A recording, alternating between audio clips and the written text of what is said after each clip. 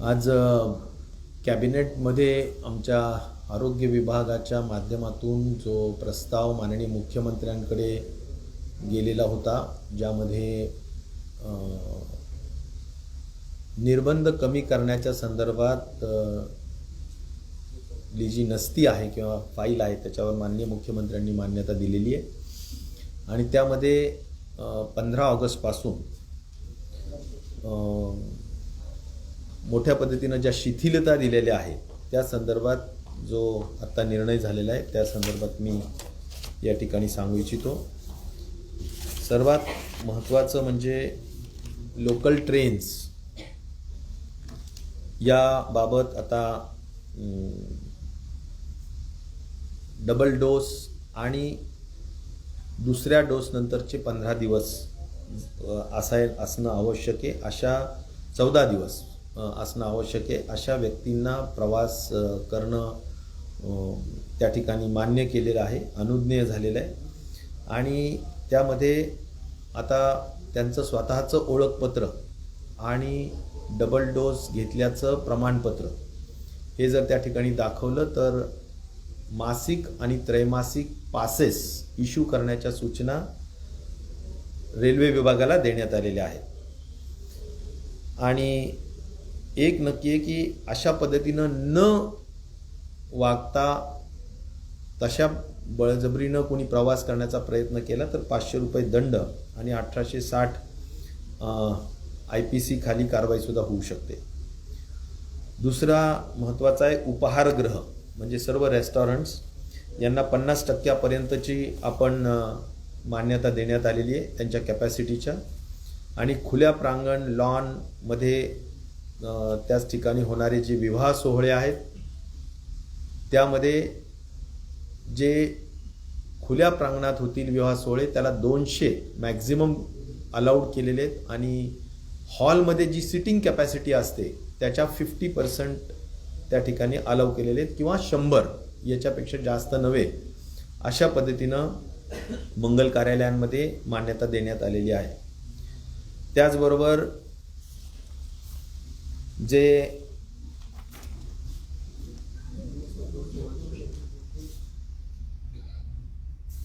साधारणपणे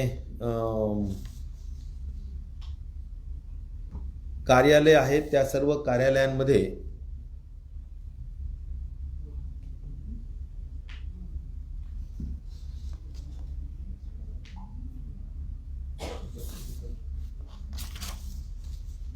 शासकीय आणि निमशासकीय आस्थापनांचे कर्मचारी, बँक कर्मचारी, रेल्वे कर्मचारी या सगळ्यांना प्राथम्याने आपण कोविड लस देण्याच्या संदर्भात त्या ठिकाणी सूचित केलेलं आहे.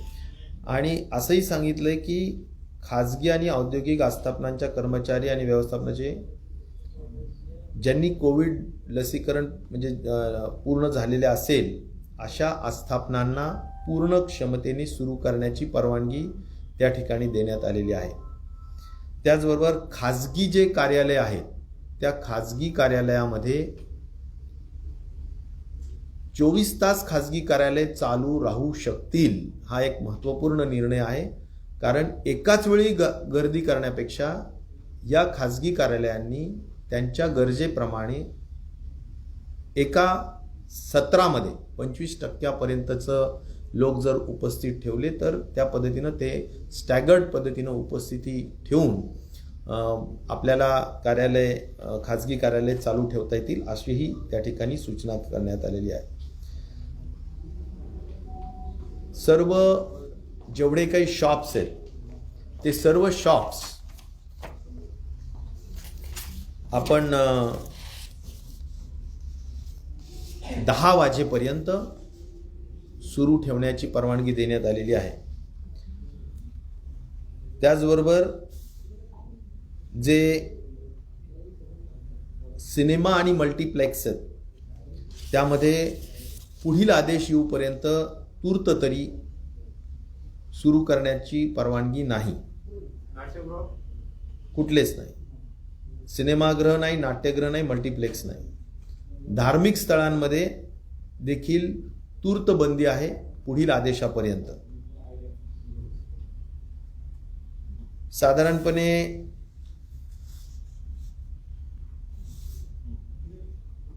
इंडोर स्पोर्ट्स जे आहेत, या इंडोर स्पोर्ट्समध्ये असलेल्या खेळाडूंचे व तेथील कर्मचारी व व्यवस्थापन यांचे देखील लसीकरणाचे 2 मात्रा पूर्ण व ह्या सगळ्या गोष्टी जर झालेल्या असतील तर मग इंडोर जे काही स्पोर्ट्स आहेत, मग ज्यात बॅडमिंटन, टेबल टेनिस वगैरे या सगळ्या यांना आपल्याला मान्यता देण्यात आलेली आहे.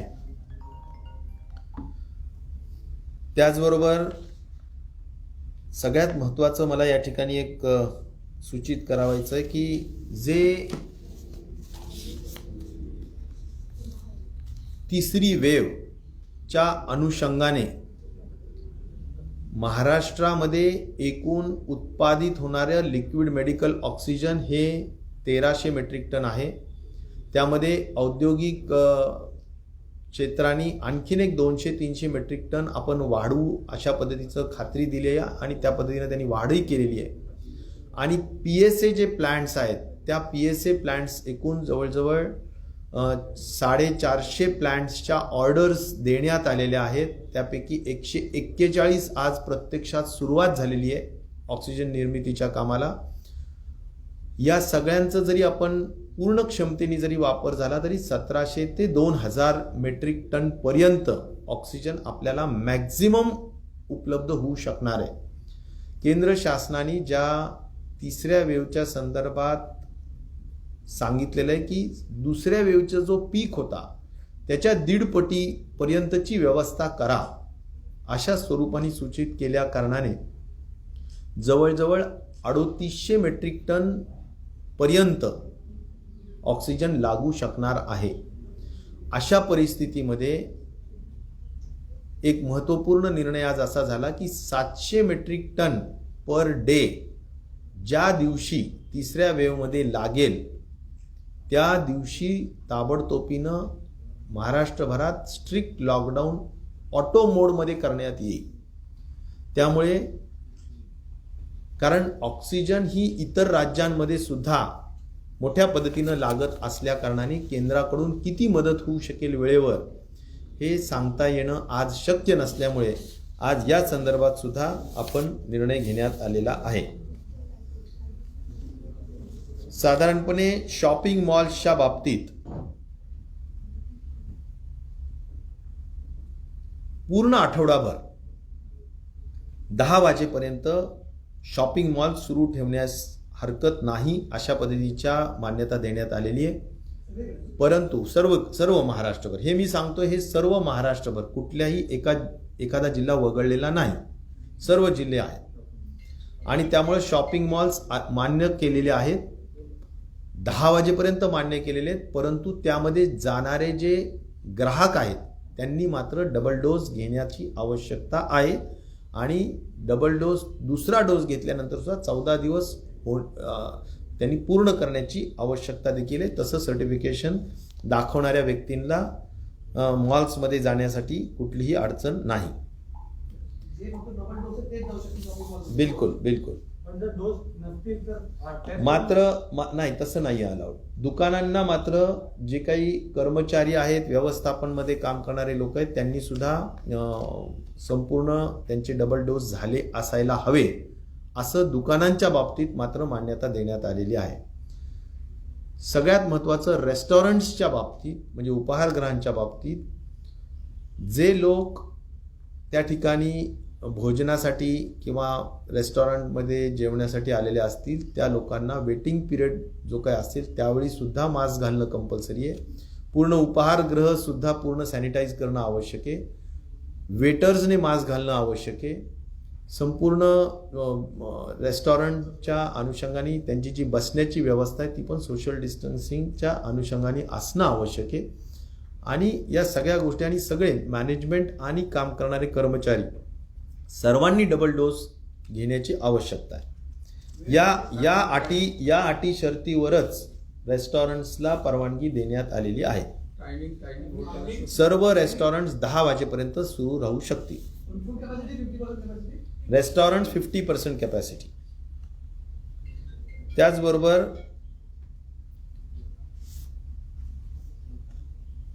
मला असं म्हणायचं, विवाह सोहळ्याच्या बाबतीत बोललोय,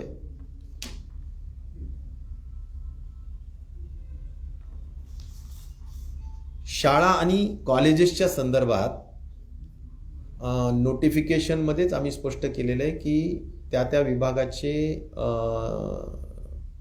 विभाग हा तो निर्णय घ्यायला सक्षम राहील. परंतु एक नक्कीच आहे की टास्क फोर्सच्याही मेंबर्सनी, आपल्या सर्वांनाच माहिती आहे की टास्क फोर्सच्या अध्यक्ष असतील किंवा पीडियाट्रिक टास्क फोर्स जो एक स्वतंत्र टास्क फोर्स राज्यामध्ये आहे आणि आपला जो पहिल्या वेव्हपासून जो अस्तित्वात असलेला जो राज्याचा टास्क फोर्स आहे, त्या सर्वांनीच शाळा कॉलेजेसला सुरू करण्याच्या संदर्भात आपली युनॅनिमसली विरोध दर्शवलेला आहे. या अनुषंगाने माननीय मुख्यमंत्र्यांनी आज टास्क फोर्स आणि स्कूल एज्युकेशन डिपार्टमेंट यांच्याबरोबर संध्याकाळी बैठक घेण्याचा निर्णय घेण्यात आलेला आहे. त्या बैठकीमध्ये त्यांचा अंतिम निर्णय होईल.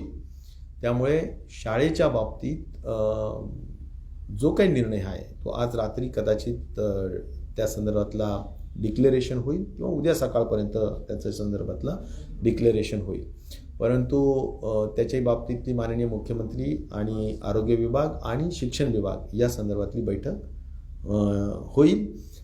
मी स्वतः डायरेक्टर हायर एज्युकेशनशी मुद्दाम बोलल्यानंतर त्यांनी असं सांगितलं की प्रत्येक विद्यापीठाचे कुलगुरू आणि तिथला जो काही त्या विद्यापीठाच्या ज्युरिडिक्शनमध्ये येणारे जेवढे काही जिल्हे आहेत त्यांच्या एज्युकेशन सोसायटीज यांच्याबरोबर चर्चा करून ते 2-4 दिवसामध्ये आरोग्य विभागाला त्यांचा अहवाल देणार आहेत आणि नंतर त्यावर अंतिम निर्णय कॉलेजच्या संदर्भात होईल. मतभेद आहेत का शाळा सुरू होण्याबाबत? कारण ऑलरेडी GR निघाले आणि आता जाती व्यक्त केलेली आहे की नाही, 18च्या खालची मुलं येथे आणि त्यामुळे त्यांना वॅक्सिनेट केलेलं नाही आणि म्हणून इतर राज्यामध्ये काही प्रसंग असे घडलेले आहेत आणि त्यामुळे त्यांना असं वाटतं की रिस्क घेऊ नये आणि म्हणूनच आज त्याच्या संदर्भातली एक बैठक होऊन त्याच्याबाबतचा अंतिम निर्णय घेण्यात येईल.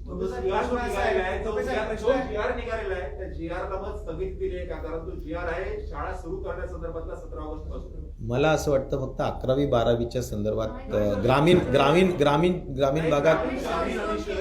भागात आणि शहरी भागात केलेला आहे. म्हणून मला तेच मी म्हणून फार स्पष्ट सांगितलं की या संदर्भात जो अंतिम निर्णय आहे, कारण कॅबिनेटमध्ये आज त्याबाबतही चर्चा झाली आणि म्हणूनच आज त्याच्याबाबत अंतिम माननीय मुख्यमंत्री आरोग्य विभाग नाट्यगृह संदर्भामध्ये चर्चा झाली, सकारात्मक चर्चा होती. मात्र एवढे दिवस झाल्यानंतरही ते का सुरू केले गेले नाही? मल्टिप्लेक्स आणि सिनेमा हॉल बद्दल काय अशी अडचण वाटली जेणेकरून तो आज निर्णय घेण्यात नाही आला? मला वाटतं की या संदर्भात टास्क फोर्स आणि आरोग्य विभागाचं जे काही मत असेल ते माननीय मुख्यमंत्र्यांना व्यक्त करण्यात आलं आणि मग त्याबाबतचा अंतिम निर्णय जो काही आत्ता सध्या आहे की तूर्त थांबवलेलं आहे. याचा अर्थ काय आपण थांबवणारच आहे कायम असं नाही, परंतु या बाबी थोड्या तूर्त थांबवलेल्या आहेत म्हणून मी तूर्त शब्द वापरलेला आहे. तो एखाद्या आठवड्यात वगैरे थोडी परिस्थिती लक्षात घेऊन निर्णय घेण्यात येऊ शकेल.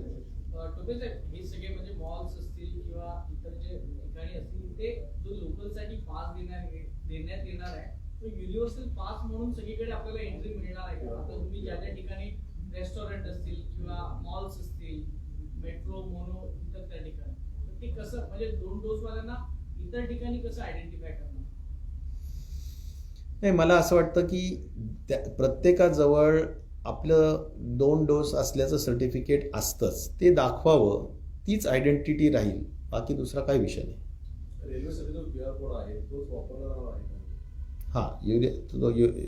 रेल्वेच्या साठीचा जो QR कोड आहे तोच वापरून त्यांनी पासेस उपलब्ध करून घ्यायचे आहे.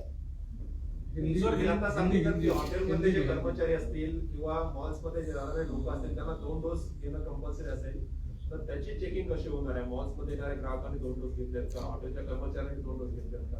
नाही, आता हा जो विषय आहे तो मॉल्समध्ये तर त्यांचे जे गार्ड्स असतात किंवा त्यांचे जे एंट्रीच्या त्या ठिकाणी ठेवलेच पाहिजेत आणि त्यांनी ते एंट्री ज्या अर्थी आता एपिडेमिक डिझीज ॲक्ट आणि डिझास्टर मॅनेजमेंट ॲक्टच्या माध्यमातून ही नोटिफिकेशन निघतं आहे, त्यावेळी त्या मॉल ओनर्सचं आणि मॅनेजमेंटच्या लोकांचंही हे कर्तव्य आणि जबाबदारीचा भाग राहील की त्यांनी तशा पद्धतीनं लोक ठेवून त्यांनाच आतमध्ये एंट्री देण्याची आवश्यकता आहे.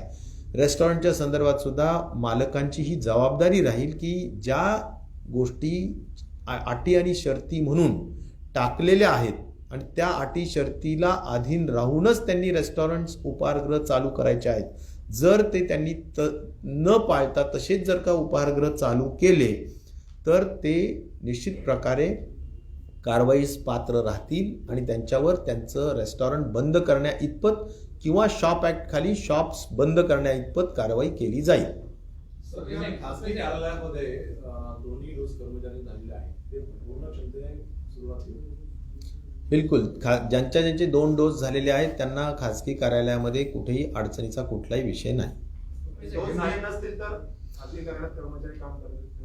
मला असं वाटतं की डोसेस आता कंपल्सरी केलेलेच आहेत जर तुम्हाला खरोखर कार्यालयामध्ये जायचं असेल तर. आणि तसं आपण खाजगी कार्यालयांना 24/7 पहिल्यांदी परवानगी देतो आहोत आणि त्यामुळे मला असं वाटतं की त्यांनी स्टॅगर्ड पद्धतीनं ते करून घ्यावं जेणेकरून सोशल डिस्टन्सिंगचा जे काही निकष आहे तो पाळला जाईल. सर, एक सर्वात महत्त्वाचा विषय आहे की 2 डोस ची अट जेव्हा कंपल्सरी होते खूप मोठ्या प्रमाणात लसीकरणाची मागणी लोक करतायत, गर्दी देखील करतात. अशा पद्धतीने गर्दीचं नियोजन राज्य सरकार कसं करणार आहे किंवा अधिकाधिक लोकांना डोस संदर्भात काय निर्णय राज्य सरकार घेणार?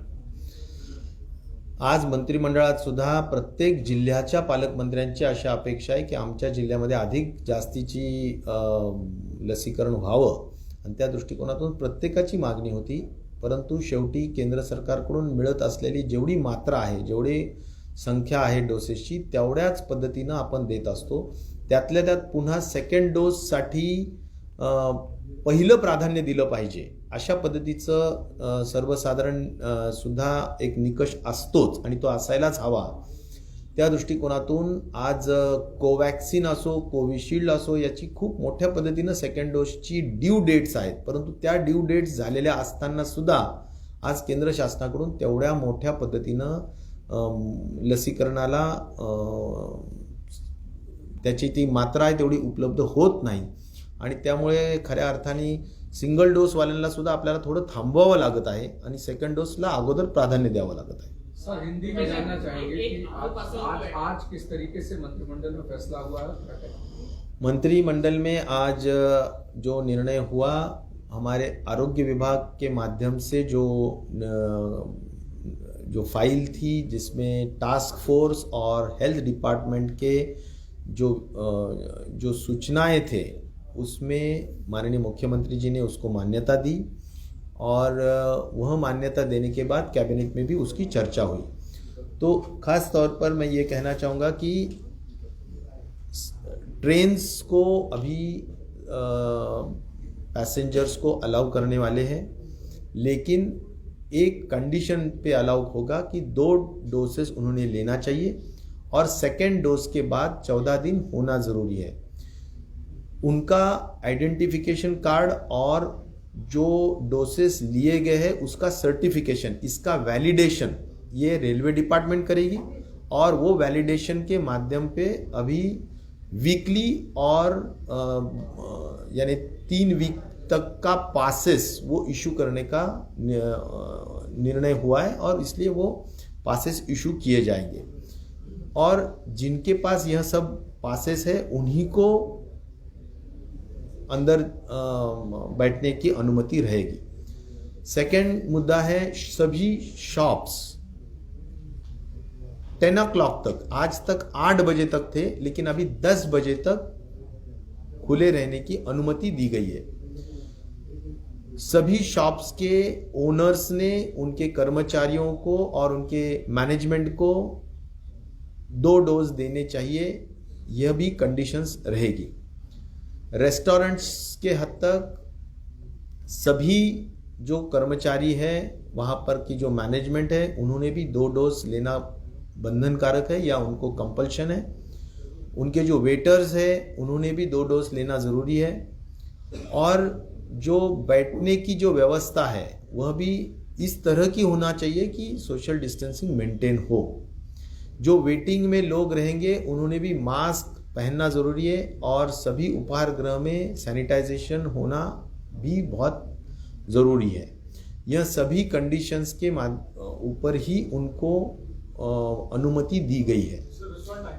रेस्टोरेंट्स के टाइमिंग आज तक 8 बजे तक थे, लेकिन अभी महाराष्ट्र में सभी जिलों में 10 बजे तक की अनुमति दी गई है।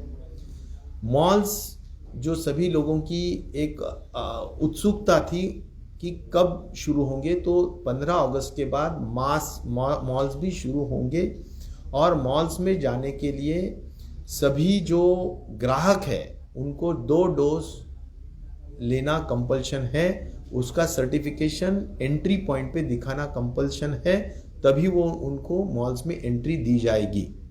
तो मॉल्स खुले करने की और 10 बजे तक खुले रहने की अनुमति दी गई है। उसके बाद ऑफिसेज जो है, government offices, private offices,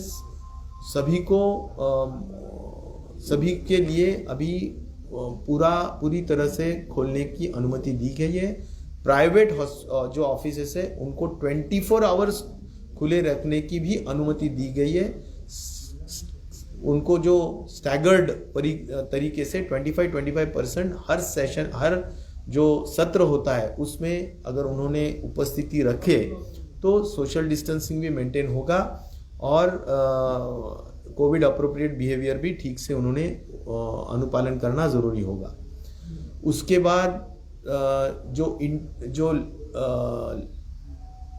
indoor stadiums है या जिम्नेशियम्स है, वहाँ पर जिम्नेशियम्स और स्पाज सभी में 50% की अनुमति रहेगी और उनको परमिशन दी जाएगी। उसके बाद जो शादी हॉल्स है, इंडोर और आउटडोर, तो इंडोर में जो भी सिटिंग व्यवस्था है, जितनी भी संख्या है, उसके 50% तक या तो 100 मैक्सिमम इतना अलाउ किया गया है। बाहर जो शादी हॉल में लॉन्स जो रहती है, वहाँ पर उसकी जो कैपेसिटी है उसके 50% या तो मैक्सिमम 200 इतना ही मान्यता दी गई है। उसके बाद जो जैसा कि धार्मिक जो भी स्थल है, मेनली रिलीजियस जो भी सेंटर्स है वो सभी बंद ही रहेंगे और सिनेमा हॉल्स, नाट्यगृह यह भी बंद रहेंगे टिल फर्दर ऑर्डर्स। स्कूल्स और कॉलेजेस के हद तक उन डिपार्टमेंट को अधिकार दिया गया है, लेकिन उसके बारे में भी ऑनरेबल सीएम आज टास्क फोर्स और हेल्थ डिपार्टमेंट के साथ और स्कूल डिपार्टमेंट के साथ मीटिंग लेंगे, जिसमें अंतिम निर्णय स्कूल्स शुरू होने के बारे में लिया जाएगा। उसके बाद जो कॉलेजेस है, कॉलेजेस के हद तक मैंने जो डायरेक्टर हायर एजुकेशन से बात किया है, उनका और उनके डिपार्टमेंट का ये कहना है कि वाइस चांसलर और उनके एरिया के सभी स्कूल्स या कॉलेजेस के मैनेजमेंट्स को बात करके उनका प्रस्ताव वो देंगे हेल्थ डिपार्टमेंट को, और हेल्थ डिपार्टमेंट के अनुमति के बाद आने वाले 4-8 दिन के भीतर उसके बारे में वो निर्णय लेंगे। अंतिम ये है कि 3rd वेव का जो एक अंदाज है, जब भी वो आएगा, अक्टूबर हो, सितंबर एंड हो, एक जो अंदाज़ा लगाया गया है, लेकिन आज ही कैबिनेट ने यह एक बहुत ही क्लियर डिसीजन लिया है कि जैसा कि एक अंदाज व्यक्त किया गया है केंद्र शासन के माध्यम से कि जो 2nd वेव में संख्या थी उसके 1.5 गुना संख्या 3rd वेव में हो सकती है, और इसीलिए ऑक्सीजन की जो मात्रा है वो ऑक्सीजन की मात्रा अप्रॉक्सीमेटली 3500 to 3800 मेट्रिक टन्स लग सकती है पीक पीरियड में।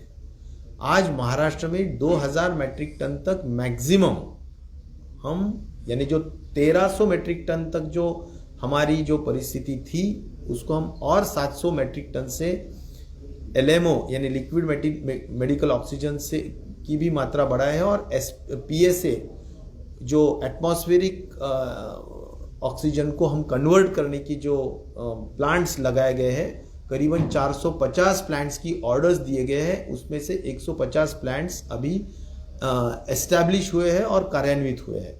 लेकिन आने वाले महीना 1.5 महीने में अगर पूरे भी इस्टेब्लिश होते हैं और पूरी तरह से कार्यान्वित भी होते हैं, फिर भी हम 2000 मेट्रिक टन तक जा सकते हैं। तो ये जो गैप रहेगा 1000, 1200, 1500 मेट्रिक टन का, वह गैप हम नहीं भर पाएंगे। इसीलिए जब थर्ड वेव में 700 metric ton per day capacity से ऑक्सीजन जब लगेगा, तभी क्लियर कट लॉकडाउन किया जाएगा। ये इन एडवांस कैबिनेट से भी ये निर्णय इस नोटिफिकेशन के माध्यम से लिया गया है, जिससे कि हम ऑक्सीजन की जो कमी है उसको हम उसका रिस्क हम नहीं ले सकते हैं। इस तरीके से हमने ये निर्णय इसमें भी लिया गया है। सवाल आपसे ये है कि ये जो डिसीजंस है कब से लागू होंगे? ये सभी डिसीजंस जो मैंने कहा है, मैंने बीच बीच में सभी हर डिसीजन के वक्त कहा कि 15 अगस्त से सभी डिसीजंस लागू होंगे।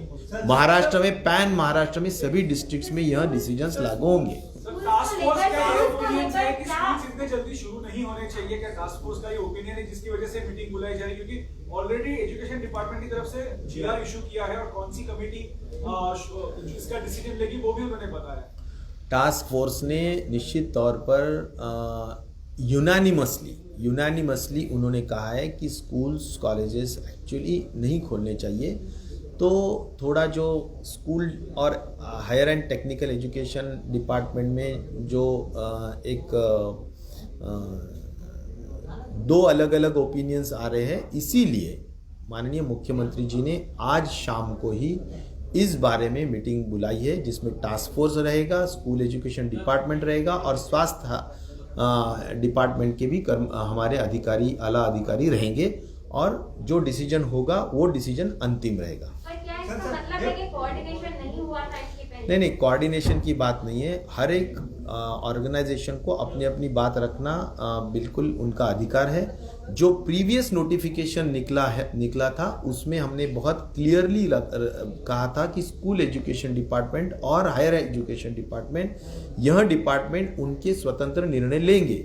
लेकिन मुझे लगता है उनका निर्णय जो उन्होंने लिया, तब टास्क फोर्स का जो ओपिनियन था वो उन्होंने हो सकता है कि उनका विचार नहीं हुआ और उन्होंने उनका जीआर निकाला था। तो इसके लिए टास्क फोर्स ने जो अपना ओपिनियन रखा है, इसीलिए सीएम साहब ने उसके बारे में सभी लोगों को फिर एक बार बुला के इसके बारे में अंतिम निर्णय लिया जाएगा। Thank you. Thank you.